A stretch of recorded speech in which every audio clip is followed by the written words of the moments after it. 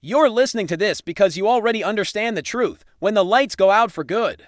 That freezer full of ice cream and meat is going to turn into a bacterial cemetery in 48 hours. And you'll be staring at it while your stomach growls, thinking about all the times you wasted food because it expired 2 days ago. How ironic. Modern refrigeration has existed for just over a century. Humanity has existed for 300,000 years. Do the math. Your ancestors survived ice ages, intercontinental migrations, and biblical plagues without a single electrical outlet. And now you panic when the power goes out for 3 hours. But here's something interesting. There's an ancestral method so powerful, it can transform fresh meat into eternal food. I'll show you what it is, but only at the end. Because first, you need to understand why your food rots, and more importantly, how to make it stop. So hit that subscribe button like it's the last working switch in the apocalypse. Leave a like if you plan to eat something besides radioactive garbage. And comment below the last time you saw a real food spoil right in your face. Because this skill will save you. When there's no second chance, the truth is this: food doesn't rot by accident. It rots because you don't know what you're doing, but that's about to change. By the way, there's a specific technique our grandparents used that can preserve eggs for months without refrigeration. You'll discover what it is soon. Get ready. Because what comes next isn't survival theory for YouTubers being dramatic. It's life or death. Knowledge that entire civilizations mastered and you forgot. Look, every technique I'm going to teach you was tested by generations. Not in laboratories with white coats, on farms, on ships, in trenches, in places where making a mistake meant starving to death,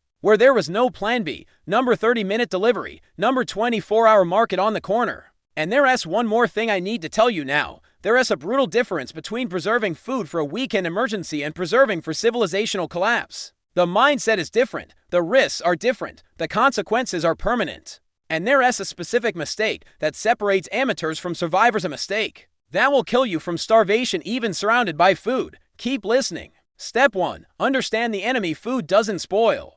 Food is eaten by bacteria, fungi, and enzymes that got there before you. They're always there, waiting. Moisture, heat, and oxygen are the fuel. Remove any one of these 3 elements and you win. Sounds simple. It is. But you're so used to the comforting hum of your refrigerator that you've forgotten how the real world works. Here's what you need to do. Take any perishable food, meat, fruits, vegetables, and ask yourself, what's keeping this alive enough to rot? The answer will always be water. Always. Water is life. And in the apocalypse, life in your food means death for you. Bacteria need water to function. Without water, their cells collapse. Fungi need moisture to germinate spores. Without moisture, they remain dormant, harmless. Natural enzymes in the food itself, those that keep working even after harvest or slaughter, need water as a reaction medium. Without water, they stop. Compare it to this: a desert preserves corpses for centuries. A tropical rainforest, 3 days and only bones remain. The difference isn't temperature, it's humidity. Temperature affects speed, but humidity determines possibility. The real risk, ignoring this, means watching your food stockpile turn into a homemade penicillin culture in less than a week. And no, you can't eat penicillin. You'll vomit until your organs decide the apocalypse isn't worth it. Mycotoxins, toxins produced by fungi, attack liver and kidneys. There's no homemade antidote, no easy recovery, and there's more. There's a crucial difference between drying food and dehydrating food. Confuse the two, and you'll have colorful mold. Where you should have sustenance, drying is removing surface water, dehydrating is removing internal, cellular water. The water bacteria need to survive. The difference: technique, temperature, and time. I'll show you the exact difference, but first, you need to understand rotation. Because you can preserve perfectly and still starve to death if you don't know how to manage what you preserved. Step 2. Rotation, the art of forgetting without losing. You're going to accumulate food. This is inevitable, human instinct in the face of scarcity. But accumulating isn't preserving. Accumulating is creating a chronological warehouse of waste where what came in first will be what rots first while you eat what came in last. Here's the system. FIFO, first in, first out, first to enter, first to leave. It's not complex. It's brutal in its simplicity. Get 3 boxes or shelves. Write large, visible dates. Put the oldest in front, always in front. Every time you add something new, push the old forward. Every time you take food, take from the front. Always. No exceptions. No, just this once I'll take from the back because it's closer. Seems obvious. Then why do you have cans from 2019 at the back of your pantry buried under instant noodles you bought last week? The answer is because you live in artificial abundance. You've never really had to worry. Food is infinite in your world until it isn't anymore. Compare it to this. Supermarkets do this with milk. Why? Because losing product means losing money. Losing food in the apocalypse means losing your life. The math is simpler, more brutal, more honest. And here's the trick nobody tells you. Label everything. Don't trust memory. Don't trust I remember when I bought this. You don't remember. 3 months of stress and deprivation erase trivial memories. Labels save lives. Use this system. Preservation date. Method used. Contents: November 15, 2025. Salt. Beef. Simple. Direct. Functional. The real risk: without rotation, you'll discover that half your stockpile is spoiled precisely when you need it most. And at that moment, expired 6 months ago won't seem as irrelevant as it did when you ignored it. You'll open that container expecting salvation and find a slimy mass that used to be food. Oh, and about that egg preservation method, not yet, because before that, you need to master dehydration. And there's a specific mistake every beginner makes, a mistake that turns dried food into poisoned food. Keep listening. This mistake has killed more people throughout history than you imagine. Step 3. Remove water. Remove death. Dehydration is war against time. You're racing against bacteria, and bacteria are fast, very fast. They multiply exponentially. One becomes millions in hours. Your only advantage: they need water. You need to remove it first. Here's what you do. Cut everything thin. The thinner the slice, the faster the dehydration. The faster the dehydration, the less time for bacteria to party on the still moist surface. Blades of 3 to 5 millimeters, no thicker. Never thicker. Why? Because water at the center of a thick slice will take days to come out, and while the surface dries, the interior remains moist. Moist means alive. Alive means rotting from the inside out. You won't see it until it's too late. Exposed to sun. Direct. No shade. Intense heat. Use screens to elevate the pieces and allow air circulation underneath and on top. Turn every 3 to 4 hours. When it feels like dry rubber to the touch and breaks instead of bending, it's ready. Test. Bend it. If it bends without breaking, there's still water. Keep drying. No sun. Use indirect fire. Set up an improvised smoker. Low fire. Controlled smoke. Constant heat between 50 to 70 C. Hotter. You cook instead of dehydrate. The surface seals, trapping internal moisture. Colder. You give time for mold to germinate before it dries completely. And here's something critical. Never, ever, under any circumstances, dehydrate meat without pretreatment. Raw meat slowly dehydrating is bacterial paradise. Either cure with heavy salt first, we'll get there, or cook completely before dehydrating. Always. Compare it to this. Commercial dehydrated fruits look like mummy flesh. Yours should look the same if they're still flexible and soft. There's water. If there's water, there's life. If there's life, there's rot. Simple math. The real risk: poorly dehydrating, leaving residual moisture, creates a false sense of security. You store it thinking you're safe. 2 weeks later, you open the container and find a fungal ecosystem developing its own consciousness. Black, green, white mold, all toxic, all meaning you lost that food. And that mistake I mentioned, it's this: sealing food while still hot. Retained heat generates condensation when it cools. Condensation generates moisture inside the sealed container. Moisture generates, you already know. Let it cool completely room temperature. Totally cold before storing. Always. This can take hours. Be patient. Haze kills. Another detail: sunlight degrades vitamins, especially vitamin C. If you're dehydrating for long-term nutrition, consider ventilated shade instead of direct sun. Slower, but preserves more nutrients, or accept the nutritional loss as the cost of rapid preservation. Choices in the apocalypse are rarely perfect, but there's something dehydration doesn't solve. Alone, salt solves it. And salt has a power so ancient it built empires and destroyed civilizations. Trade routes crossed continents for it. Wars were fought over it. Cities were founded where it was mined. You're about to discover why, and how to use this power without poisoning yourself. Step 4. Salt, the emperor of preservation. Salt doesn't preserve food. Salt kills everything that would try to eat it before you. It's poison for bacteria, a chemical dessert that sucks water through osmosis. Bacteria dehydrate. Die. You survive. Here's the process. Cover fresh meat with coarse salt, completely, without mercy. Use 3 parts salt to 1 part meat by weight. Seems excessive. It's not. It's millennial science tested on millions of kilograms of meat across centuries. Stack. Layers, meat, salt, in a container that drains because the meat will sweat water, and you want that water to leave. Not stay creating brine, where halophilic bacteria salt lovers can survive. Leave for 24 to 48 hours depending on thickness. The meat will shrink. That's good. Water leaving means bacterial life impossible. Afterward, rinse lightly, dry completely with clean cloth or leave to air dry. Hang in ventilated and cool location. If you have smoke available, even better. Smoke adds an extra chemical layer of preservation, aldehydes and phenols that bacteria hate as much as they hate lack of water. Here's what happens molecularly. Salt creates a hypertonic environment. Water inside bacterial cells is sucked out trying to balance concentration. Cells collapse. Proteins denature. DNA doesn't replicate. Complete cell death. Compare it to this. Traditionally cured ham lasts years, not months, years. Hanging at room temperature in ventilated cellars because salt and time transform meat into something biologically hostile to everything except you. The surface develops benign white mold that protects even more. You brush it off before eating, or eat it with the mold, if you're brave. Won't kill you. The real risk: too little salt means incomplete curing. Incomplete curing means the center of the meat is still habitable. And anaerobic bacteria, those that don't need oxygen, will thrive in there, producing toxins that cooking doesn't destroy. Botulism. Botulinum toxin is one of the most lethal substances known. Paralysis. Breathing stops. Death. So be generous with salt. Your only enemy here is future hypertension.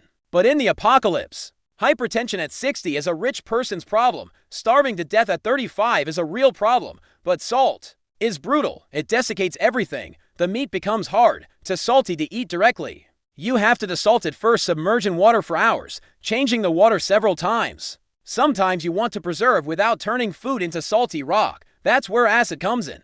And there's a specific fermentation technique that not only preserves but nutritionally improves the food, multiplies vitamins, creates probiotics, transforms something good into something better. Wait for it. Step 5. Acidity. The invisible shield. Bad bacteria hate acid. Most don't survive below pH 4.6. This isn't a preference. It's an absolute biological limit. Essential enzymes denature.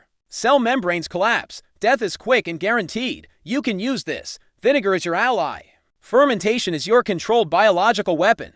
Here's how to use vinegar. Sterilize glass jars by boiling them for 10 minutes, not 5. Not more or less. 10 minutes at full boil. This kills resistant spores. Fill with cut vegetables, cucumbers, carrots, onions, peppers, whatever you have. Prepare a brine. 1 part vinegar, minimum 5% acidity, 1 part water. Salt to taste. 2 to 3% is a good balance between flavor and additional preservation. Boil a brine. Pour over vegetables while still boiling. Seal immediately with also sterilized lid. The heat kills bacteria present in the vegetables. The vinegar ensures nothing survives or germinates afterward. Acidity is a hostile environment. Simple, effective, edible for months, maybe years if well sealed and adequate pH. Compare it to this. Commercial pickles have shelf lives of years at room temperature. Why? Because acid doesn't negotiate with microbiology. Acid wins. Always has won. Always will win. The real risk: using weak vinegar, less than 5% acidity, or diluting too much. Insufficient acidity means pH high. Enough for bacteria to survive, especially Clostridium botulinum. Again, botulism. Always botulism waiting around the corner, waiting for you to make it easy. Check the label. 5% minimum. Cleaning vinegars are stronger, but may have non-food additives. Distilled white food vinegar is safe and cheap. Apple cider vinegar works and adds flavor, both acceptable. But vinegar is aggressive. It drastically changes the flavor. Everything becomes acidic, vinegary. Sometimes you want something more subtle. That's where fermentation comes in. And here's the interesting part. Fermentation not only preserves, it creates more nutrients than were there originally. B vitamins multiply. Probiotics appear. Digestive enzymes are generated. Food literally improved by bacteria. Sounds like magic. It's science. Step 6. Fermentation. The good bacteria. Fermentation is controlling rot. Sounds disgusting. It is disgusting. But it's controlled disgusting. You're cultivating specific bacteria, lactobacilli, that produce lactic acid. Rapidly lower pH and kill bad competitors before they can establish themselves. Here's the basic process. Chopped vegetables, salted to 3% of total weight to be precise. Enough water to cover. Mix well, ensuring salt distributes evenly. Place in glass jar. Cover with weight. It can be a plastic bag with water. It can be a clean stone. It can be a purchase fermentation weight. The important thing is, everything submerged, exposed to oxygen. And mold beats lactobacilli. Leave at room temperature 18 to 20 to C is ideal, but works between 15 to 5 C. Just slower or faster. For 3 to 7 days, it will bubble. This scares beginners. Don't be scared. This is CO being released by lactobacilli fermenting sugars into lactic acid. It will smell strange, sour, pungent, sometimes slightly sulfuric in the first days. This is normal. When the taste is sour and pleasant, yes. Taste throughout the process and there are no more active bubbles. It's ready. Store in cool location or consume. Sauerkraut, kimchi, fermented pickles, all follow this principle. All last months. All are more nutritious than the fresh version. Vitamin C increases. Vitamin K2 appears. Digestive enzymes abound. Compare it to this. Naval crews survived months at sea. With sauerkraut preventing scurvy, Captain Cook took barrels of sauerkraut on his exploration voyages. 0 deaths from scurvy. This before anyone knew what a vitamin was. They just knew it works. The real risk, allowing air exposure. Mold on the surface means oxygen reached where it shouldn't. White surface mold can be removed if the rest is submerged and acidic. But if mold has penetrated deep, black coloration, green, slimy texture in the liquid, throw it away. Mycotoxins are no joke. Don't risk it. Another risk, too little salt. Less than 2% allows bad bacteria to compete in the early stages before pH drops sufficiently. You want lactobacilli dominating from the start. Salt helps this. Don't be shy. And now, that method I promised, the ancestral technique for preserving eggs. It's coming, but first, there's one more critical thing. Fat. Because fat isn't just energy, it's a barrier. A barrier against oxygen, against moisture, against microbial life. And this barrier saves lives when used correctly. Step 7. Fat sealant bacteria need oxygen. Most of them, at least, the aerobic ones, which are the majority and which spoil food visibly, cover food with fat. And you create a hermetic barrier. Oxygen doesn't penetrate solid fat. Without oxygen, aerobic bacteria die. Confit. This has a French name because the French understand that survival has to be delicious. Here's how. Cook meat completely in fat: pork lard, duck fat, beef tallow, low temperature 90100 C. Long time to 3 hours depending on piece size. The meat must be completely submerged during all cooking. When ready, the point where a fork penetrates easily. Transfer to wide-mouth sterile container. Cover with the same melted fat, creating a 2 to 3 centimeters layer above the meat. Don't economize. That layer is your protection. When it cools, the fat solidifies. Perfect hermetic seal. Oxygen doesn't pass. Aerobic bacteria starve to death. Duration: months at room temperature, years if in cold cellar. But you won't have refrigeration, so months serves perfectly. Each time you remove a piece of meat, melt the fat again to seal the remainder. Don't leave exposed. Each exposure is an opportunity for contamination. Compare it to this pemmican mixture of pulverized dried meat. Dried fruits and tallow sustained Arctic explorers for years, because saturated fat doesn't oxidize quickly when protected from light and air, and without oxidation, no rancidity. Lewis and Clark crossed the continent with pemmican. It worked then, works now. The real risk, using rancid fat to begin with, or not covering completely. Any exposure to air means oxidation. Oxidation means metallic flavor, then rancidity, then toxicity. Always check with smell before using. If it smells like old frying oil, don't eat. Rancid fat contains toxic peroxides and aldehydes, causes severe intestinal inflammation. Also, only use saturated animal fat. Polyunsaturated vegetable oils oxidize quickly. Olive oil is better than soybean oil, but still worse than lard. Basic chemistry: more double bonds, more oxidation points. Saturated fat has 0 double bonds. Stable, durable, reliable. And now, finally, eggs. Fresh eggs last weeks without refrigeration if you know the trick. Treated eggs last months. Here's the ancestral secret that farmers used for centuries and modern supermarkets made you forget. Step 8. Preserving EGGS water glass. Eggs have porous shells, microscopically porous, but porous. Air enters through these pores. Bacteria enter, internal moisture slowly exits, egg ages white becomes liquid, yolk loses firmness. Air chamber increases, eventually it rots. Solution: seal the pores, prevent gas exchange. The traditional method is called water. Glass diluted sodium silicate. You mix sodium silicate with water, proportion 1 part silicate to 9 parts water. Submerge fresh unwashed eggs, never wash, the natural cuticle helps as an additional protective layer. And store in sealed container in cool, dark location. The pores chemically seal. Duration, 1-2 months in cool location. Eggs come out practically identical to fresh. Don't have sodium silicate, use hydrated lime calcium hydroxide. Same chemical idea, 1 part lime to 20 parts water. Eggs completely submerged, always covered by at least 5 centimeters of liquid.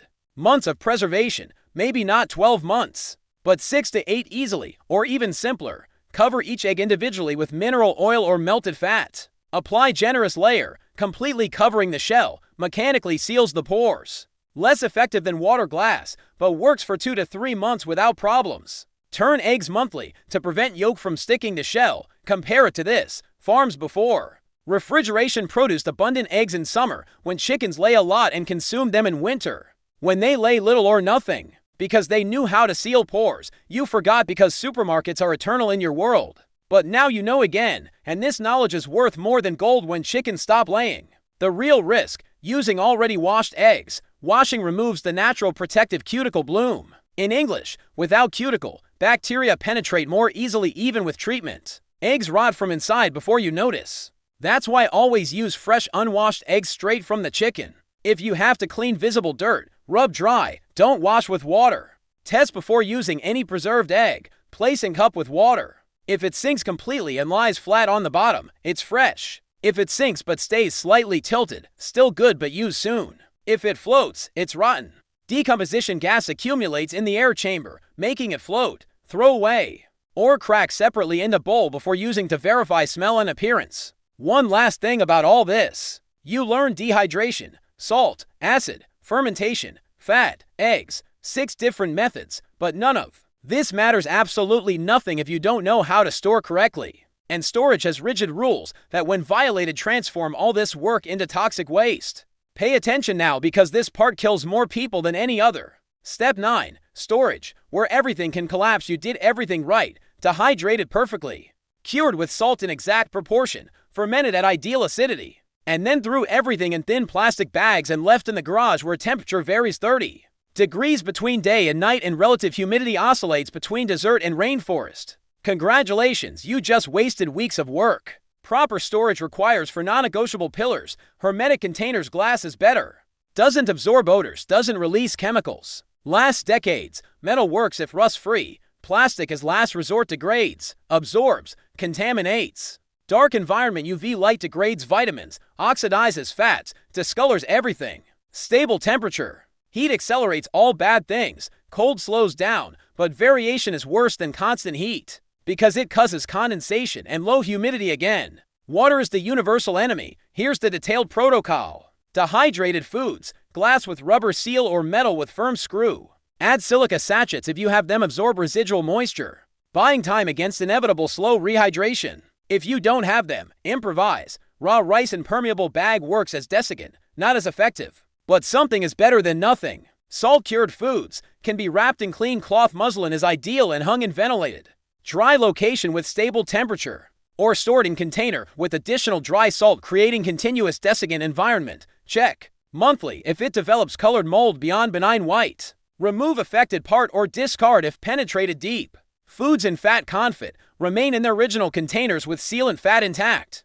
Never transfer to another container without melting all the fat and creating new complete seal. Each transfer is contamination risk. Fermented foods in glass. Always submerged in liquid. Check weekly if liquid evaporated below solids level. Add fresh brine water plus 2% salt. Never add pure water, would dilute protective acidity. Label everything with complete information.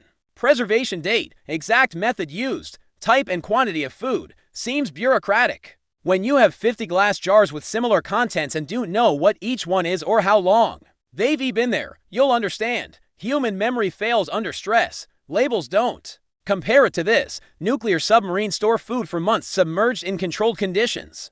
Not because they have magic technology, but because they rigidly follow protocols. Controlled temperature, controlled humidity, zero light. Strict rotation. You won't have a submarine, but you can have discipline. Discipline is technology when consistently applied.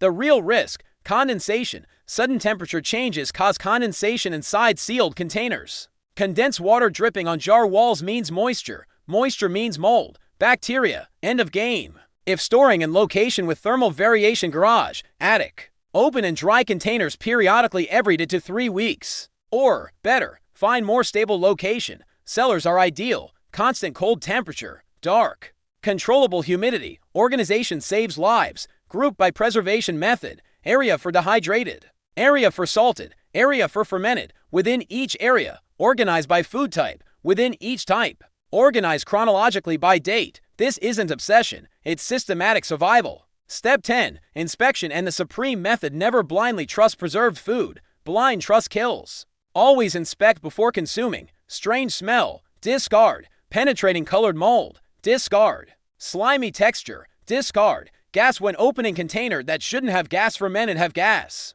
Others don't. Discard. Cloudy liquid in pickles. Discard. Drastically altered color. Suspect. Discard. You can't afford food poisoning in the apocalypse. There's no hospital, no serum, no activated charcoal. There's you. Vomiting and defecating until dehydration kills you before the bacteria can. Dysentery is one of the main causes of death in civilizational collapses, not from lack of food, from consuming contaminated food. Test small quantities first when reintroducing food preserved long ago. Eat small portion. Wait 24 hours. If no symptoms, nausea, vomiting, diarrhea, cramps, the batch is probably safe. Continue consuming. This isn't paranoia. It's survival protocol that militaries use with old rations, and that most powerful ancestral method I mentioned at the beginning. The one that transforms meat into eternal food. It's this. Cold smoke combined with heavy salt. It's not pure dehydration. It's not just salt. It's synergy. Here's how it works. Cure meat with heavy salt first, the step I already taught. Then, expose to cold smoke below 30 Celsius constantly for days, 3 to 7 days depending on size. Cold smoke doesn't cook. Cold smoke deposits antimicrobial and antioxidant compounds on the surface, formaldehydes, phenols, acids all hostile to microbial life. Result, meat that lasts indefinitely, literally. Archaeologists found smoked meat in 1,000-year-old Viking tombs still recognizable, not edible. Perhaps, but not decomposed. That's power. Traditionally made smoked salmon last year's hanging. Country ham-style smoked ham lasts decades if kept dry. Smoked dry sausages pass through generations as family heirlooms. But you need proper setup. Improvised smoker with temperature control, distant fire generating. Smoke that travels through ducted chamber where meat hangs. Patience of days, not for beginners. But when you master the basic methods, it's the next level. It's the family fed for years with meat from a single large hunt level. It's the trade possible when currency collapses level. And combinations potentiate everything. Salt plus smoke plus dehydration equals meat that survives decades. Fermentation plus salt equals nutrient-rich vegetables practically eternal if kept submerged. Fat plus salt equals confitted meats with double protection. Don't think of methods as separate. Think in layers of defense. Each method removes one vector of microbial attack. Combine methods, and you create an impenetrable fortress. Conclusion: you're still alive, so here you are. On the other side of words about how to prevent your food from rotting when civilization collapses. You learn that water is enemy number one. That salt is millennial emperor of preservation. That acid is invisible shield. That bacteria can be allies when controlled. That fat is physical barrier against deterioration. That eggs can be frozen in time with simple chemistry. And that discipline in storage is the difference between surviving and becoming a starvation statistic amid spoiled abundance. Your ancestors knew this instinctively, not because they were smarter, but because they had no choice. Learn or die. Simple as that. You had to listen to a stranger on the internet explain with sarcasm. Because modern society made you dependent on electricity. 24-hour supermarkets and 30-minute delivery. But now you know. And knowledge without action is just entertainment. Entertainment doesn't fill stomachs when the refrigerator becomes a rotting meat coffin. So here's the real challenge. Take something from your kitchen this week. Anything. A carrot. A piece of meat. Eggs. Dehydrate the carrot until it breaks. Cure the meat with salt until it shrinks. Preserve the eggs in oil. Fail a few times. Get the salt proportion wrong. Dry to fast. To slow. Learn from mistakes. Because when the lights truly go out, there will be no second chance for tutorials. There will be no internet. There will be no how to video. There will be you, your hands, and knowledge you decided to internalize or ignore. And when you're there, 6 months after collapse, eating cured meat you prepared yourself, fermented vegetables you bacterially cultivated, eggs preserved months ago when chicken still laid, while your neighbors negotiate rusty cans of dubious origin, you'll remember this exact moment. You'll remember you had the chance to learn and chose to do something about it or not. Maybe you're just here for entertainment. Maybe you don't believe you'll need this. Maybe you think it's too dramatic, too apocalyptic, too paranoid. That's fine. The apocalypse doesn't care about your beliefs. Probability doesn't respect optimism. History is full of civilizations that thought they'd last forever. All disappeared. All, without exception. But you're still listening. That's already something. It means some part of you, primitive, instinctive, wise, understands that abundance is temporary. That fragility hides under a thin layer of normalcy. That preparation isn't paranoia. It's ancestral prudence whispering through millennia of survival against impossible odds. So, preserve something this week. Anything. Just to prove you can. Just to feel the weight of food that doesn't rot in your hands. Just to know that when you need it, you'll have already started. You're still alive. For now, that's enough. Tomorrow you start ensuring you stay that way.